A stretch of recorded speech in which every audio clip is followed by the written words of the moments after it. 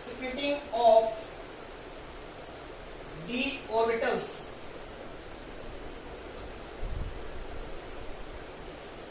in tetrahedral field. Splitting of d orbitals in tetrahedral field. Last हमने पढ़ा था splitting पढ़ी थी हमने ऑक्टाहेड्रल फील्ड में, आज हम पढ़ रहे हैं टेट्राहेड्रल फील्ड में। ठीक है, टेट्राहेड्रल ज्योमेट्री को बेटा हम कैसे एज्यूम कर सकते हैं? Suppose these are 3 coordinates. This is x-axis, this is y-axis, and this is z-axis. Clear है? Tetrahedral geometry of 4 legions around the central metal atom हम कैसे शो कर सकते हैं? बीच में क्या होगा बेटा? In the center of these coordinates there will be metal ion. Clear है? और इनके अराउंड जो 4 लीजेंड्स हैं उनकी ज्योमेट्री कैसी है?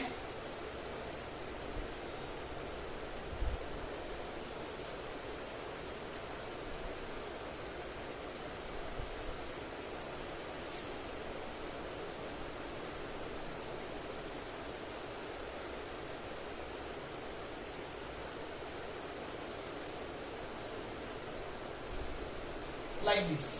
ठीक है, these are 4 legions around the central metal ion M. Clear? This is first legend, second legend, third legend, fourth legend. आपको पता है टेट्राहेड्रल ज्योमेट्री के अंदर each angle is 109 degree 28 minutes. 109 degree 28 minutes. और आपने पिछली वीडियोस में पढ़ रखा है कि टेट्राहेड्रल ज्योमेट्री में सेंटर ऑफ सिमेट्री पॉसिबल नहीं होती, इसमें सेंटर ऑफ सिमेट्री पॉसिबल नहीं होती। क्लियर है? तो इसमें जो डी ऑर्बिटल स्प्लिट होते हैं, जो हम पीछे लिख रहे थे T2G सेट, EG सेट, ठीक है, और यहाँ पर T का मतलब क्या था? ट्रिपली डी जनरेट, E का मतलब क्या था? डबली जी जनरेट। क्लियर है? और हम जी वर्ड लिखते थे, जी वर्ड हम तब लिखते हैं जब उस ज्योमेट्री में सेंटर ऑफ सिमेट्री पॉसिबल होती है। जैसे ऑक्टाहेड्रल ज्योमेट्री में centre of symmetry can be possible. Clear? मगर टेट्राहेड्रल ज्योमेट्री में तो सेंटर ऑफ सिमेट्री पॉसिबल ही नहीं है किसी भी केस के अंदर। तो हम क्या करते हैं, इस केस में जो स्प्लिटिंग होती है डी ऑर्बिटल्स की, वहां पर हम जी वर्ड को ओमिट करते हैं, हटा देते हैं। तो वहां पर हम T2 लिखेंगे और ओनली क्या लिखेंगे? E। क्लियर है? जी वर्ड हम तब लिखते हैं when in that geometry centre of symmetry can be present. In tetrahedral geometry centre of symmetry is impossible, that is why we omit the word g from 2 sets of D orbitals. Clear है? हमने यहाँ पर पढ़ना है कि जब ligands central metal ion के around tetrahedral geometry में आते हैं तो उनकी स्प्लिटिंग कैसी होती है, वो डी ऑर्बिटल्स को कैसे स्प्लिट करते हैं। क्लियर? ये हमने पढ़ना है। मैंने आपको बताया कि हमारे पास 3 कोऑर्डिनेट्स हैं, X axis, Y axis, Z axis. उनके अराउंड लीजेंड्स की अरेंजमेंट हमने टेट्राहेड्रल ज्योमेट्री में शो कर दी। और मैंने आपको बताया कि टेट्राहेड्रल ज्योमेट्री में each angle is 109 degree 28 minutes. Clear है? अगर हम एक्सपेरिमेंटल डेटा देखते हैं, एक्सपेरिमेंटल कैलकुलेशंस देखते हैं, तो वहां पर we found that angular distance of legend from D XY orbital, or you can say DYZ और DXZ orbital, लीजेंड का DXY ऑर्बिटल से एंगुलर डिस्टेंस कितना फाइंड आउट किया गया है बेटा? 35 डिग्री 16 मिनट्स। एक्सपेरिमेंटल कैलकुलेशन से हमने ये फाइंड आउट किया कि टेट्राहेड्रल ज्योमेट्री में लीजेंड का मेटल के DXY ऑर्बिटल से एंगुलर डिस्टेंस कितना है? 35 डिग्री 16 मिनट्स। ठीक है, और सेकंड कैलकुलेशन से हमने ये फाइंड आउट किया कि angular distance of ligand from DZ square orbital और you can say D x square minus Y square orbital, इन दोनों ऑर्बिटल से लीजेंड का एंगुलर डिस्टेंस कितना फाइंड आउट किया गया बेटा? 54 degree 44 minutes, 54 degree 44 minutes.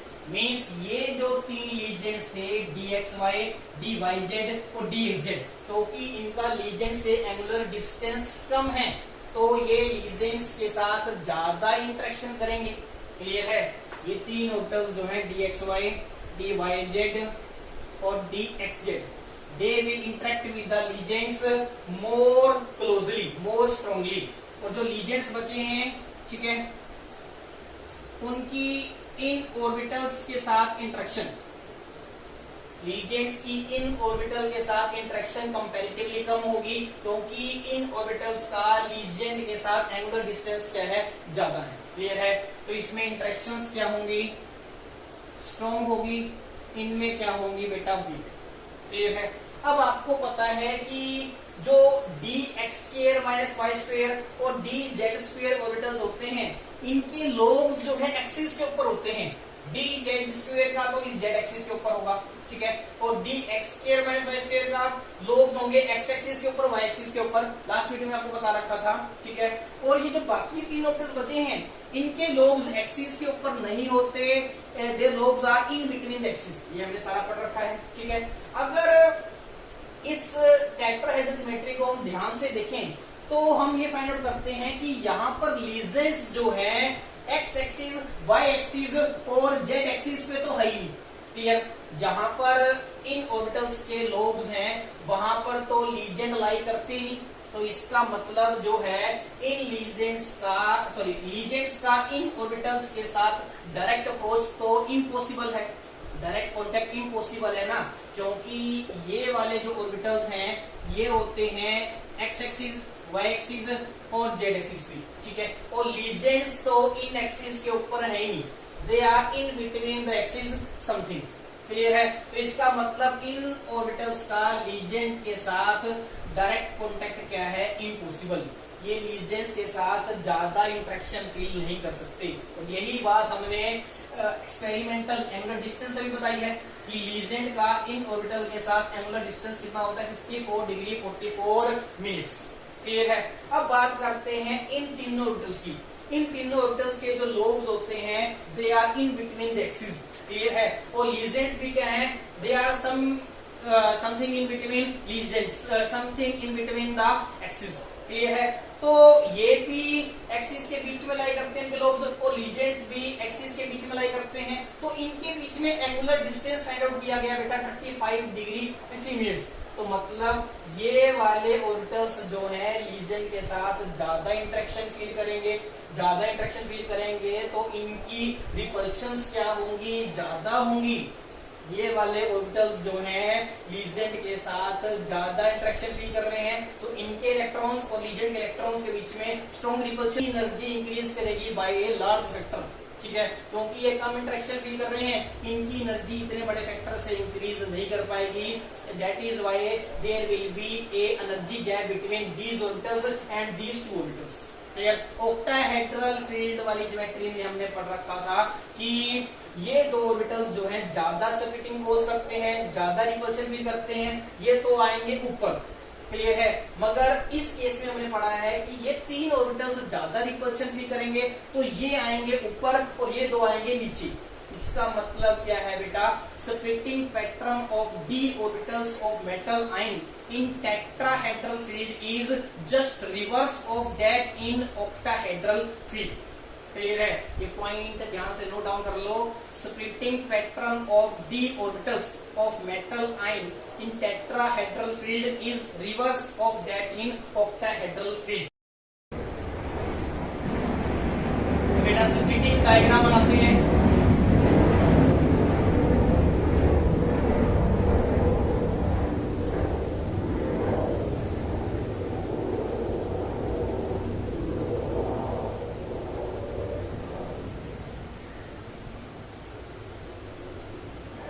These are d orbitals of free metal ion. Here, from top to bottom energy is increasing.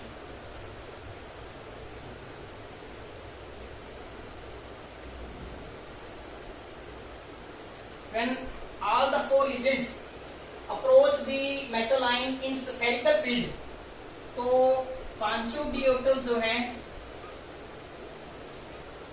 Same repulsion feel करेंगे and their energy will increase but still they will be degenerate. तो यहां पर हम लिखेंगे d orbitals of metal ion in spherical crystal field. Clear.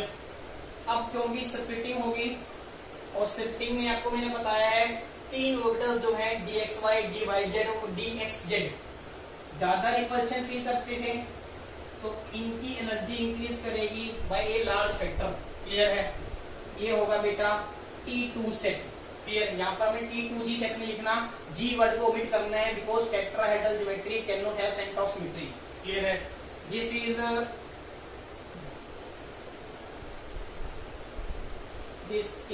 Very centre और you can say average energy. Clear. और आपको पता है स्प्लिटिंग होती है in accordance with barycentre rule और you can say average energy rule. तो क्या होगा, अगर ये टोटल डिस्टेंस दोनों लेवल्स के बीच में 10 d क्यू है, ऊपर वाला डिस्टेंस कितना मिलेगा बेटा आपको 4 d क्यू. क्लियर. तो नीचे वाला डिस्टेंस कितना होना चाहिए, it should be 6 d Q. Clear. This is E set. Clear. और ये कौन कौन से ऑर्बिटल्स हैं, dx² - y², dz². क्लियर. और ये डिस्टेंस कितना मिलेगा बेटा आपको 6 d क्यू. क्लियर. ये तीन ऑर्बिटल्स कौन कौन से हैं, dxy, dyz, dxz. क्लियर है. ये टोटल डिस्टेंस कितना अज्यूम करते थे हम 10 d क्यू. अगर 10 d क्यू अज्यूम कर रहे हो, this distance is 4 d Q, this distance is 6 d Q. अगर आप ये टोटल डिस्टेंस अज्यूम कर रहे हो डेल टी, वहां पर हम डेल और करते थे, यहाँ पर del T, T for tetrahedral geometry. तो उस केस में बेटा ये डिस्टेंस कितना हो जाएगा, this distance will B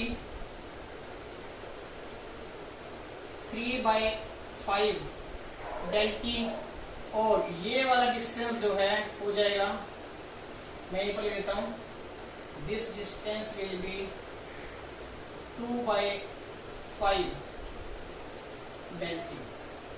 clear है बेटा. अगर ये टोटल डिस्टेंस 10 d क्यू है तो ये होगा 4 d क्यू, ये होगा 6 d क्यू. अगर ये टोटल डिस्टेंस आप रिप्रेजेंट करते हैं in terms of delta T, clear, ये होगा 2/5 डेल्टा टी, ये कितना होगा 3/5 डेल्टा टी. क्लियर है. ये आपको मैंने पीछे एक्सप्लेन कर दिया था. Splitting of D orbitals in metal ion takes place in accordance with average energy rule. Clear है. ऑर्बिटल्स की एनर्जी जितनी इंक्रीज करेगी, ठीक है, और दूसरी तरफ ऑर्बिटल्स की एनर्जी उतनी डिक्रीज भी करनी चाहिए. क्लियर है. अब इस केस में बेटा आप देखो कि टेट्राहेड्रल ज्योमेट्री में क्या होता है, देयर आर 4 रीजन्स. क्लियर. और दूसरी तरफ ऑक्टाहेड्रल ज्योमेट्री में क्या होता है, देयर आर 6 रीजन्स. क्लियर है. इस केस में क्या होता है बेटा, जो पांचों डी ऑर्बिटल्स होते हैं dxy, dyz, dxz, dx² - y², dz², ये लीजेंड्स के साथ कोई भी डायरेक्ट अप्रोच नहीं रखता, कोई भी डायरेक्ट अप्रोच नहीं रखता. ठीक है. इन तीनों का एंगुलर डिस्टेंस होता है समथिंग 36 डिग्री और इन दोनों का एंगुलर डिस्टेंस होता है समथिंग 54 डिग्री. क्लियर है. और मगर ऑक्टाहेड्रल ज्योमेट्री में जो दो लीजेंड्स थे dx² - y² और dz², ये दोनों ऑर्बिटल्स क्योंकि एक्सिस पे अपने लोब्स रखते थे और एक्सिस पे ही क्या होते हैं, लीजेंड्स होते हैं, तो इनकी लीजेंड्स के साथ डायरेक्ट अप्रोच थी. क्लियर है. तो इन दोनों ही पॉइंट से हमें क्या कंक्लूजन मिलता है कि ऑक्टाहेड्रल ज्योमेट्री में डी ऑर्बिटल्स की स्प्लिटिंग ज्यादा होगी। इस केस में 6 लीजेंड है, इस केस में 4 लीजेंड है। कम लीजेंड्स कम स्प्लिटिंग करेंगे, ज्यादा लीजेंड्स ज्यादा स्प्लिटिंग करेंगे। ठीक है, तो दूसरी तरफ आप देख सकते हो इन केसेस में तो ऑक्टाहेड्रल ज्योमेट्री वाले केसेस में तो दो ऑर्बिटल ऐसे थे जो लीजेंड के डायरेक्ट अप्रोच में थे, डायरेक्ट कॉन्टेक्ट में होंगे, तो वो तो ज्यादा रिपल्शन फील करेंगे, तो ऑटोमेटिकली रिपल्शन ज्यादा होने के कारण स्प्लिटिंग भी ज्यादा होगी, ज्यादा गैप बनेगा दो ऑर्बिटल्स के बीच में। इस केस में तो पांचों में से कोई भी ऑर्बिटल जो है लीजेंड के साथ डायरेक्ट अप्रोच में नहीं है, तो इस केस में कोई भी ऑर्बिटल इतनी ज्यादा रिपल्शन फील नहीं करता जितनी ऑक्टाहेड्रल ज्योमेट्री के केस में रिपल्शन होती थी। तो इन दोनों ही पॉइंट से हमें क्या कंक्लूजन मिलता है कि splitting in tetrahedral field will be always less then splitting in octahedral field. ये पॉइंट आप नोट डाउन करो, splitting in tetrahedral field is always less then that in octahedral field. Clear है? अब इन दोनों स्प्लिटिंग एनर्जीज के बीच में actual relation क्या है? Relation between delta T and delta O. Clear? अगर हम सेम मेटल लें, दोनों में मेटल लाइन सेम होना चाहिए, सेम लीजेंड लें, ठीक है, सेम मेटल लीजेंड डिस्टेंस लें, क्लियर है, तो क्या होगा बेटा? It is experimentally find out that delta T is approximately equal to 4/9 of del O. पीछे मैंने आपको बताया था कि डेल्टा टी हमेशा डेल्टा ओ से कम होता है, क्योंकि इस केस में स्प्लिटिंग ज्यादा होती है, इस केस में स्प्लिटिंग कम होती है। इसके मैंने आपको 2 पॉइंट्स एक्सप्लेन कर दिए। ठीक है, इनके बीच में एक्चुअल रिलेशन क्या है? अगर 2 कॉम्प्लेक्सेस लेते हैं, एक होता है टेट्राहेड्रल ज्योमेट्री का, एक होता है ऑक्टाहेड्रल ज्योमेट्री का, दोनों ही केसेस में मेटल लाइन सेम है, लीजेंड सेम है, मेटल लीजेंड के बीच में डिस्टेंस सेम है, तो it is experimentally find out that delta T is approximately equal to 4/9 of del O. इसको आप सोल्व करोगे, you can write del T is approximately equal to 0.44 del O. Clear है? इन दोनों से ही बेटा में क्या कंक्लूजन मिलता है कि delta T is less than delta. Clear है बेटा? अब मैंने आपको बताया कि टेट्राहेड्रल ज्योमेट्री में क्योंकि 4 लीजेंड्स होते हैं और कोई भी लीजेंड जो है डी ऑर्बिटल के साथ डायरेक्ट कांटेक्ट में नहीं होता, लीजेंड्स भी कम है और लीजेंड्स का डी ऑर्बिटल के साथ कांटेक्ट भी डायरेक्ट नहीं है, तो उस केसेस में बेटा स्प्लिटिंग बहुत कम होगी। Since splitting in tetrahedral field is very less, splitting बहुत कम होती है, मतलब मैं क्या कहना चाह रहा हूं, delta T is very less. तो इस केस में बेटा एक ही केस बनता है कि delta T will be less then pairing energy. यहां पर ये वाला case delta T is greater than pairing energy नहीं बनता, क्योंकि डेल्टा टी की वैल्यू इतनी कम होती है कि वो पेरिंग एनर्जी से कम ही रहती है। क्लियर? ये वाला केस यहाँ पर नहीं अराइज करता। ऑक्टाहेड्रल ज्योमेट्री में दोनों केसेस अराइज कर सकते थे, delta O can be greater than P, delta O can be less than P. Clear? इस केस में सिर्फ एक ही केस बनता है, delta T is always less than P. ठीक है, तो अगर हमने D3 सिस्टम की इलेक्ट्रॉनिक कन्फिगरेशन लिखनी है तो बेटा कैसे लिखोगे? नीचे क्या होता है बेटा? ई सेट, ठीक है, डबली डी जनरेट, और ऊपर क्या होता है बेटा? T2 set. क्लियर?